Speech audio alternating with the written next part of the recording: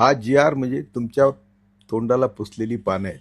जिसकी जितनी संख्या भारी उसकी सत्ता में भागीदारी, हाच नियम लावला पाहिजे। आम्ही सगळे देशाचे मालक आहोत। हे देणारे कोण आहे? आमचे नोकर आहेत की या एवढ्या मोठ्या आंदोलनातून आपल्याला मिळालं काय? जरांगे पाटलांचा बिचाराचा त्याग मोठा आहे, पण त्यांना मी रडून सांगितलं होतं फोन करून की तुम्ही हे बरोबर करत नाही, मराठ्यांचं अतोनात नुकसान होणार आहे, तुझ्या पण तब्येतीचं नुकसान होणार आहे।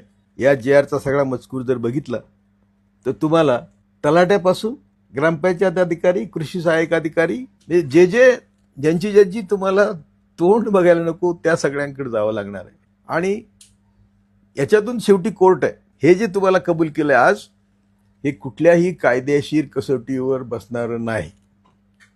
आणि त्यामुळे हा जी आर बघून मी तर हतबल झालो। ज्या ब्राह्मणवादी ताकदीने आम्हाला हजारो वर्ष पायदळी तुडवलं आणि आम्ही त्यांचंच तीर्थ घेतो, आणि त्यात मराठी फार पुढे आहेत।